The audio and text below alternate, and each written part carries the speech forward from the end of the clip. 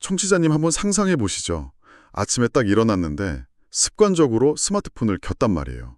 근데 밤사이에 막 중동에서 전쟁이 터졌다는 뉴스가 도배가 되어 있는 겁니다. 아, 진짜 상상만 해도 아찔하네요. 그렇죠. 그래서 놀라서 주식 계좌를 딱 열어봤더니 하루 만에 코스피가 무려 12%나 폭락을 해 있는 거예요. 온통 파란불인 거죠. 네네. 아마 본능적으로 와, 이거 다 팔고 도망쳐야겠다. 이런 엄청난 공포가 밀려오실 겁니다. 뭐 당연한 반응이죠. 그런데 말이죠. 만약에 제가 그 12%의 폭락이야말로 지금 대한민국 주식시장이 지난 20년 중에서 가장 안전하다는 걸 증명하는 그런 결정적인 증거라고 말씀드린다면 어떠시겠습니까? 하하, 아마 대부분의 사람들은 저 사람 미쳤다고 하겠죠. 말도 안 된다고요. 네, 맞아요. 하지만 오늘 저희가 분석할 자료들의 이면을 좀 들여다보면요. 그게 결코 막 과장된 역설이 아니라는 걸 알게 되실 겁니다. 맞습니다. 오히려 그 공포의 순간에 시장의 진짜 바닥, 그 바닥이 얼마나 단단해졌는지 확실하게 확인할 수 있었으니까요. 네, 청취자님. 오늘의 심층 분석에 오신 것을 환영합니다. 오늘이 26년 3월 26일 목요일인데요. 오늘 저희 책상 위에는 지금 대한민국에서 가장 뜨거운 화두죠? 바로 코스피 6000 시대를 해부하는 아주 묵직한 소스들이 놓여 있습니다. 네, 진짜 싹 다 모아오셨더라고요. 네네. 경제 전문가들의 치열한 유튜브 토론 스크립트부터 자산운용사 본부장의 아주 딥한 인터뷰 기사, 그리고 무려 150조 원 규모의 국민성장펀드를 다룬 심층 리포트까지 싹 다 준비했습니다. 그 자료들을 쭉 종합해보면요. 아주 흥미로운 교집합이 딱 하나 나옵니다. 오, 어떤 거죠? 지금 시장에서 벌어지는 현상이요. 과거에 우리가 숱하게 겪었던 그런 일시적인 테마주 거품이 절대 아니라는 거예요. 자본시장의 뼈대 자체가 완전히 바뀌는 거대한 지각 변동이라는 점이죠. 아, 지각 변동이요. 그래서 오늘 우리의 미션은 명확합니다. 이 코스피 6000이란 숫자가 단순한 환상인지 아니면 수학적으로 증명 가능한 팩트인지, 그리고 우리 청취자님이 이 거친 변동성 속에서 도대체 어떻게 계좌를 지키고 불려나갈 수 있을지 그 메커니즘을 파헤쳐보는 겁니다. 네, 아주 중요한 미션이네요.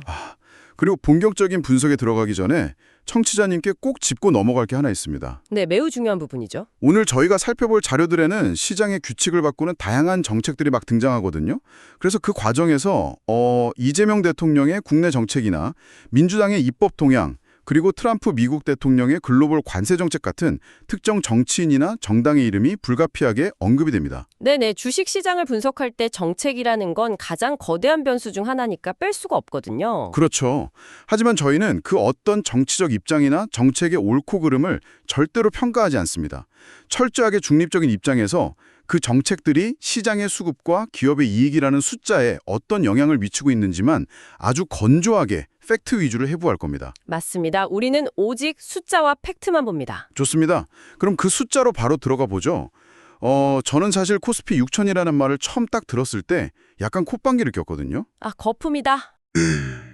아유, 또 거품 끼었네. 이러다 훅거리겠지. 막 이랬단 말이에요. 그런데 자료에 나온 기업들의 이익 지표를 보고 솔직히 좀 놀랐습니다. 지금 시장을 밀어올리는 게 막연한 기대감이 아니라 철저하게 실적이더라고요. 네, 그 실적의 규모가 기존의 상식을 완전히 파괴하는 수준이라는 게 오늘 분석의 첫 번째 핵심입니다. 어느 정도인가요? 자료를 보면요. 과거의 코스피 상장사들이 1년 동안 뼈 빠지게 벌어들인 합산 당기순이익이 보통 한 200조 원대 수준이었습니다. 네네, 200조 정도. 그런데 지금 그 숫자가 500조 원대로 완전 퀀텀 점프를 했어요. 게다가 더 충격적인 건 올해, 그러니까 2026년 코스피 영업이익 예상치가 무려 722조 원에 달한다는 사실이죠. 잠깐만요. 722조 원이요? 와, 저도 그 리포트 읽어봤는데 솔직히 여기서 의문이 딱 하나 생기더라고요. 어떤 의문이시죠? 아니, 그 엄청난 이익의 대부분이 사실상 삼성전자랑 SK하이닉스, 이 반도체 투톱에서 나오는 거 아닙니까? 아, 그렇죠. 그 두 회사 이익만 합쳐도 300조 원이 넘는다고 나오니까요. 그러니까요. 코스피 6000 시대라는 거대한 타이틀이 고작 두 기업의 어깨 위에만 딱 올려져 있다면 그거 너무 위태로운 거 아닌가요? 반도체 사이클 한번 꺾이면 지수 전체가 다 같이 추락하는 거잖아요. 아주 날카로운 지적이십니다. 과거의 사이클이라면 충분히 100번 공감할 수 있는 공포죠. 하지만 이번 자료들이 공통적으로 지목하는 게 있습니다. 그게 뭔가요?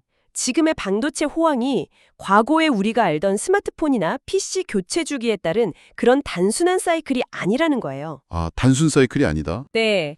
AI가 마치 과거의 전기나 인터넷처럼 사회와 산업 전반의 기초 인프라가 되는 범용 기술로 자리 잡았기 때문이죠. 범용 기술이요? AI가 세상을 바꾸고 있다는 건 저도 알겠는데, 근데 그게 왜 하필 한국의 특정 기업들 이익만 비정상적으로 막 끌어올리는 건가요? 그 골드러시 때 청바지하고 곡괭이를 판 사람들이 가장 큰 돈을 벌었다는 이야기 아시죠? 네네, 알죠. 지금 미국의 구글, 메타, 테슬라 같은 엄청난 메가테크 기업들이 AI 패권을 쥐기 위해서 말 그대로 천문학적인 돈을 쏟아부으면서 데이터 센터를 짓고 있단 거예요. 네, 맞아요. 엄청 짓고 있죠. 그런데 그 거대한 데이터 센터를 돌리려면 HBM 같은 초고성능 메모리 반도체, 그리고 전력 설비, 초고속 광 케이블이 아주 필수적입니다. 아, 거기에 한국 기업들이 들어가 있는 거군요. 맞습니다. 과거 한국 증시가 중국의 싼 인건비를 활용해서 물건을 찍어내던 제조업 밸류 체인에 의존했다면 지금은 미국의 AI 패권 전쟁에 무기를 대주는 하드웨어 중심의 AI 사이클로 체질이 완전히 바뀐 겁니다. 와, 무기를 대준다. 그러니까 단순히 삼성과 SK가 영업을 잘해서 물건을 잘 파는 게 아니라 글로벌 AI 생태계 자체가 한국의 하드웨어 없이는 아예 굴러가지 않는 그런 구조적인 병목 현상이 생겼다는 거군요. 정확합니다. 글로벌 자본이 한국의 하드웨어 인프라를 강제적으로 필요로 하는 구조가 된 거죠. 아하, 그럼 지수가 6천을 돌파해도 그 기업들이 워낙 돈을 많이 버니까 소위 말하는 주가 수익 비율, 그 PER을 따져보면 과거보다 비싼 게 아니라는 계산이 나오겠네요. 네, 바로 그겁니다. 기업의 이익이 2~3배 커졌기 때문에 주가가 6천이 되어도 PER은 여전히 10배에서 11배 수준에 불과해요. 오, 10배 수준. 네, 그러니까 거품이라기보다는 오히려 늘어난 체급에 맞춰서 자연스럽게 큰 옷으로 갈아입는 과정에 가깝다고 보는 게 맞죠. 좋아요. 기업들이 진짜 돈을 쓸어 담고 있다는 건 확실히 이해가 됩니다. 하지만 전문가님, 여기서 또 다른 의문이 생깁니다. 네, 말씀하시죠. 회사가 돈을 버는 거랑 제 주식 계좌가 빨갛게 물드는 건 전혀 별개의 이야기잖아요. 아유, 그렇죠. 한국 증시의 슬픈 역사죠. 맞아요. 예전에 한국 기업들은 돈을 아무리 벌어도 주주들한테는 안 나눠주고 자기들 금고에만 꽉꽉 쌓아뒀단 말이죠. 네네. 그런데 도대체 무엇이 사람들의 지갑을 열게 만들어서 부동산으로만 가던 돈이 주식시장으로 오는 이 머니무브를 일으키고 있는 겁니까? 바로 그 지점이 과거와 현재를 가르는 가장 결정적인 차이입니다. 회사가 돈을 벌어도 주주에게 이익이 돌아오지 않았던 그 고질적인 현상, 이른바 코리아 디스카운트의 근본 원인은 엉망인 기업 지배구조에 있었거든요. 그렇죠. 대주주 마음대로였죠. 그런데 최근에 추진된 상법 1차, 2차, 3차 개정안이 시장의 룰 자체를 완전히 뒤집어 놓았습니다. 아, 상법 개정안요? 저도 뉴스에서 매일 떠드는 건 봤는데 솔직히 청취자님 입장에서는 그게 내 주식 계좌랑 무슨 상관인지 확 와닿지가 않을 수 있거든요. 구체적으로 룰이 어떻게 바뀐 건가요? 핵심은 세 가지로 요약할 수 있는데요. 첫째, 이사의 주주 충실 의무화입니다. 주주 충실 의무화요? 네, 예전에는 경영진이 회사라는 법인에만 손해를 안 끼치면 소액 주주가 피눈물을 흘려도 법적으로 아무 문제가 없었습니다. 합법이었어요. 진짜 억울한 상황이 많았죠. 하지만 이제는 주주 전체의 이익을 보호해야 할 법적인 의무가 명확해졌습니다. 그리고 둘째는 사회이사 독립성 강화로 대주주의 전횡을 견제하게 만들었고요. 오, 견제장치? 그리고 셋째, 사실 이게 가장 파괴적인데 바로 자사주 소각 의무화입니다. 잠깐만요. 자사주 소각이요? 기업이 자기 돈으로 자기 회사 주식을 사서 불태워 없앤다는 건데 이게 왜 그렇게 파괴적인 건가요? 피자를 예로 한번 들어볼까요? 네, 피자 좋죠. 8조각짜리 피자가 한 판 있는데 네. 그중에서 2조각을 기업이 자사주라는 이름으로 쥐고 있었습니다. 네네. 예전에는 이걸 안 버리고 뒷주머니에 차고 있다가 경영권 방어할 때나 대주주한테 유리할 때 꼼수로 막 썼단 말이에요. 아, 그래서 주주들이 화를 냈던 거군요. 그렇죠. 그런데 이제는 법으로 이 2조각을 강제로 소각, 즉 쓰레기통에 무조건 버리게 만든 겁니다. 오, 그럼 피자가 6조각으로 줄어들었네요. 맞습니다. 피자 전체의 크기, 그러니까 기업의 본질적인 가치는 그대로인데 조각수가 줄어들었잖아요. 아, 그럼 내가 가진 1조각이 네, 청취자님이 들고 계신 그 남은 1조각의 크기와 가치가 자연스럽게 수학적으로 커지는 겁니다. 와, 대박이네요. 이렇게 주주 친화적으로 게임의 법칙이 공정해지니까 그동안 부동산에만 막 미쳐있던 대한민국 국민들의 돈이 이제 주식시장도 진짜 믿을만 하네 하면서 엄청난 규모로 이동하기 시작한 겁니다. 그래서 그 불신의 벽을 허무는데 결정타를 날린 게 소스 자료들에 계속 등장하는 그 국민성장펀드인 거군요. 네, 무려 150조 원 규모입니다. 이 막대한 자금이 AI, 반도체, 해상풍력 같은 미래 전략 산업에 적극적으로 투자되고 있죠. 150조 원이요? 어마어마하네요. 단순히 시장에 돈을 막 쏟아붓는 게 아니고요. 국민들의 여유 자금이 자본시장으로 들어와서 유망 기업의 혁신을 돕고 그 과실이 다시 주가 상승으로 이어져서 국민들에게 돌아가는 그 선순환의 아주 강력한 마중물 역할을 하고 있는 셈입니다. 이야, 진짜 완벽한 그림이네요. 그런데요, 전문가님, 여기서 제가 딴지 하나 걸겠습니다. 네, 편하게 말씀하시죠. 솔직히 예전 경험을 쫙 떠올려 보면요. 막 시장 분위기 좋다고 개미 투자자들이 빚내서 우르르 들어오면 결국 외국인이나 기관들이 고점에서 싹 차익 실현하고 도망가지 않습니까? 전형적인 패턴이었죠. 네, 그럼 파티는 다 끈다고 결국 우리 개인 투자자들만 꼭대기에 물려서 설거지하는 거잖아요. 이 150조 원이 펀드로 들어와도 결국 외국인들 배만 불려주고 끝나는 거 아닙니까? 과거의 패턴을 생각하시면 너무나 당연한 공포입니다. 합리적인 의심이죠. 하지만 이번 자료들이 보여주는 데이터를 보면 시장에 들어오는 자금의 성격 자체가 완전히 변했다는 걸 증명하고 있습니다. 성격이 변했다고요? 어떻게 변했죠? 예전에 개인들의 돈이 막 빚내서 들어온 단기 투기 자금이었다면요. 지금 쏟아져 들어오는 돈은 퇴직연금, 그러니까 DC형이나 IRP 계좌, 그리고 적립식 ETF를 통해서 매월 월급에서 꼬박꼬박 떼어 들어오는 초장기 노후 자금이라는 겁니다. 잠깐 들어왔다가 며칠 만에 나가는 단타 자금이 아니라 무조건 몇 년, 길게는 몇십 년씩 묶여 있어야 하는 돈이라는 거군요. 바로 그겁니다. 미국의 401k 연금 제도를 한번 생각해 보세요. 미국 증시가 폭락해도 사람들이 주식을 안 파는 이유는 그게 자기 노후 자금이라서 함부로 뺄 수가 없기 때문이거든요. 한국도 이제 그런 장기 보유의 성격으로 증시가 진화하고 있다는 거네요. 네, 맞습니다. 외국인이 단기 차익을 노리고 좀 팔고 나가더라도 매달 기계적으로 들어오는 이 거대한 국민연금성 자금, 그리고 아까 말씀드린 150조 규모의 성장 펀드가 시장의 하단을 정말 콘크리트처럼 단단하게 받쳐주고 있는 겁니다. 야, 듣고 보니까 구조적으로 증시가 엄청 튼튼해졌다는 건 알겠습니다. 그런데 여기서 우리 오프닝 때 이야기했던 그 미스터리로 다시 좀 돌아가 봐야겠네요. 12% 폭락 사태요? 네네.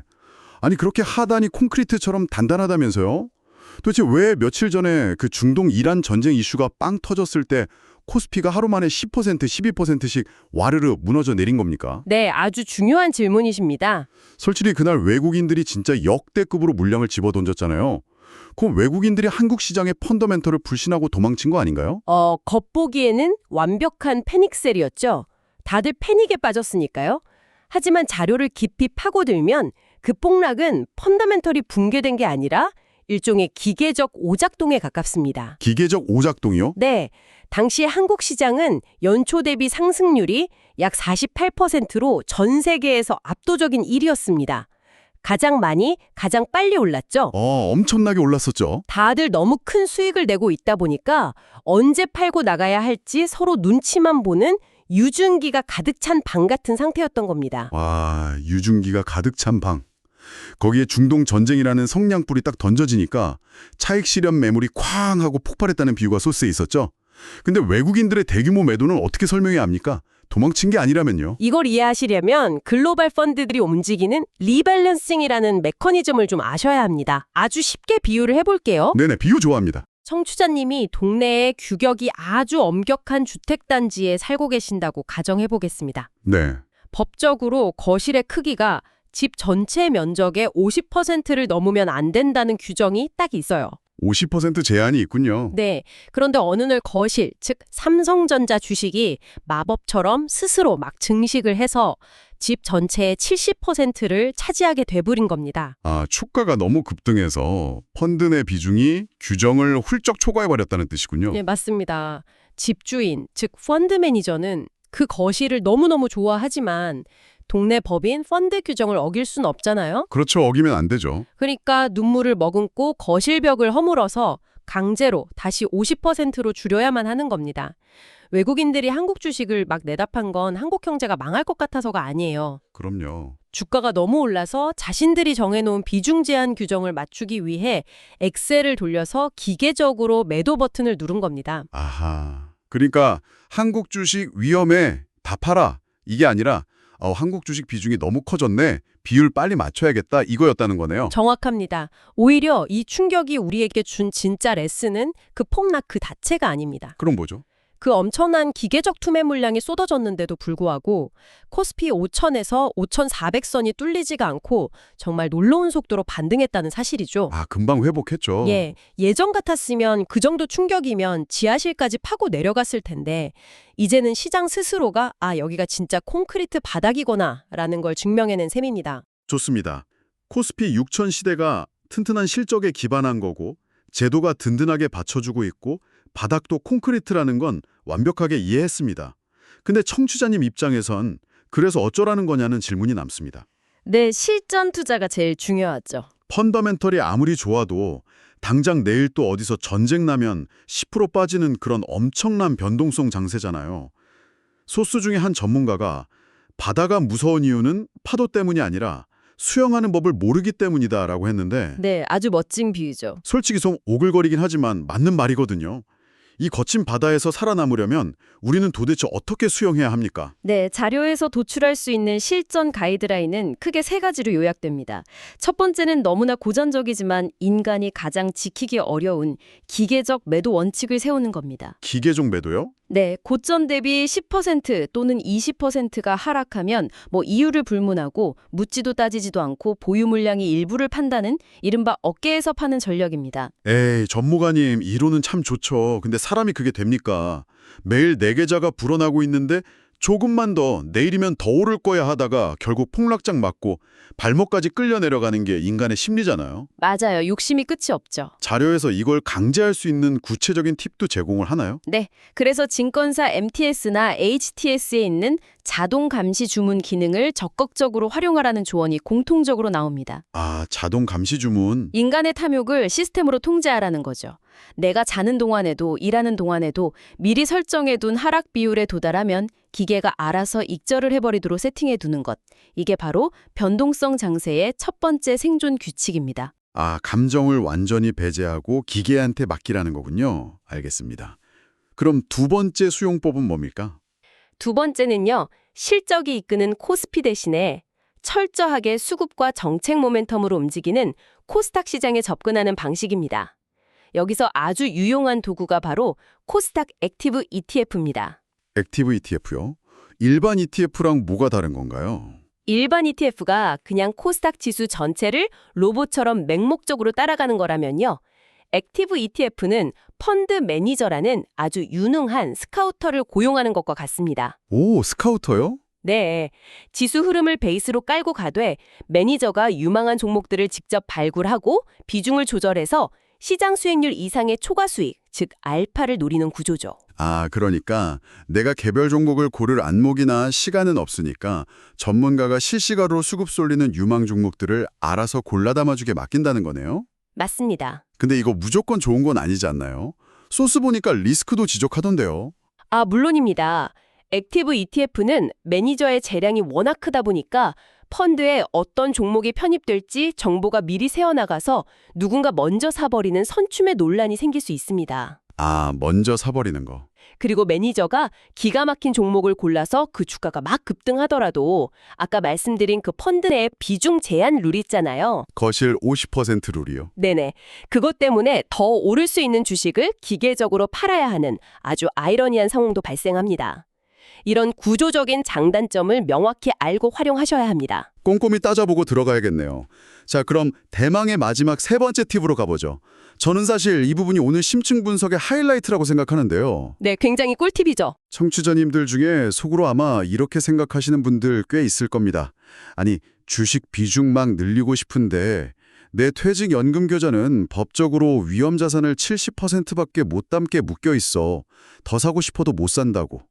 진짜 답답해 하시는 분들 많죠. 바로 이 70% 룰을 합법적으로 우회하는 해킹 팁이 있었죠. 네. 퇴직연금, 그러니까 DC형이나 IRP는 노후 자금이다 보니까 정부에서 주식 같은 위험 자산은 최대 70%까지만 해라. 나머지 30%는 무조건 예금이나 채권 같은 안전 자산으로 묶어둬라. 이렇게 강제해뒀습니다. 맞아요. 그런데 이런 대세 상승장에서는 이 30%의 안전 자산이 오히려 내 수익률을 갉아먹는 애물단지가 되거든요. 그러니까요. 이자 몇 푼 안 붙잖아요. 이걸 스마트하게 해결할 방법이 바로 삼성전자 SK 하이닉스 채권 혼합 50 ETF 같은 아주 특수한 상품을 활용하는 겁니다. 이름이 너무 깁니다, 전문가님. 쉽게 좀 풀어주시죠. 채권 혼합이 어떻게 그 70% 룰을 깬다는 건가요? 네, 이 ETF 안에는 이름 그대로 주식, 즉 삼성전자와 SK 하이닉스가 50% 그리고 채권이 50% 섞여 있습니다. 반반이네요. 네, 그런데 정말 재미있는 건요. 채권이 절반 섞여 있다는 이유 하나만으로 금융당국이 이 ETF를 통째로 안전자산으로 분류해준다는 겁니다. 아하. 그러니까 이미 일반 주식형 ETF로 위험자산 한도 70%를 꽉꽉 채워놓고 억지로 예금에 넣어야 했던 그 나머지 30%의 안전자산 공간에다가 이 채권 혼합 ETF를 쏙 집어넣는 거군요. 완벽하게 이해하셨습니다. 그렇게 되면 안전자산 30% 한도 안에서 절반, 즉 15%만큼이 실질적으로 주식에 투자되는 효과가 발생하죠. 야, 결과적으로 내 연금 계좌의 전체 주식 투자 비중을 합법적으로 85%까지 끌어올릴 수 있는 마법이 펼쳐지는 겁니다. 와, 이거 진짜 스마트한 전략인데요. 근데 주식 비중 높이겠다고 채권 섞인 걸 샀다가 요즘같이 금리가 막 널뛰게 하는 시장에서 채권 가격이 폭락해버리면 오히려 손해 아니에요? 그 걱정도 이미 해결이 되어 있습니다. 이 ETF에 들어가는 채권은 듀레이션이 아주 짧은 채권들로만 구성되어 있거든요. 듀레이션이요? 네, 듀레이션이라는 건 쉽게 말해서 채권의 만기까지 걸리는 시간인데 이걸 자동차의 쇼크 업소버, 즉 충격 흡수 장치라고 생각하시면 됩니다. 오, 충격 흡수. 네, 만기가 길면 금리가 조금만 올라도 가격이 폭락하는 엄청난 충격을 받지만 만기가 1년 이내로 짧은 채권들은 내일 당장 금리가 요동쳐도 가격 변동이 거의 없습니다. 즉, 금리 리스크라는 총알은 싹 피하면서 주식 비중만 쏙 빼먹을 수 있게 설계된 아주 정교한 도구인 겁니다. 와, 진짜 완벽한 공략법이네요. 청취자님, 오늘 들으신 자동 매도 시스템 설정, 코스닥 액티브 ETF의 명함, 그리고 연금 계좌 한도를 85%까지 쫙 늘리는 채권 혼합 ETF 활용법은 진짜 꼭 메모해 두셨다가 본인의 상황에 맞게 적용해 보시길 바랍니다. 네, 진짜 피가 되고 살이 되는 팁들입니다. 자, 이제 오늘 분석을 좀 마무리할 시간입니다. 코스피 6000 시대, 오늘 저희가 확인한 팩트는 이것이 막연한 거품이 절대 아니라는 겁니다. 네, 팩트로 증명됐죠.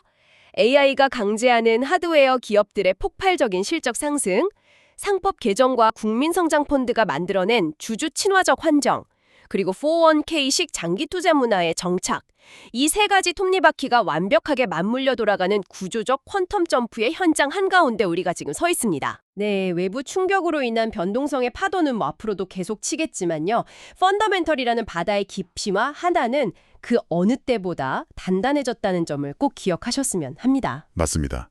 파도를 두려워하지 마시고 오늘 배운 수영법들로 계좌를 든든하게 지켜내시길 바랍니다.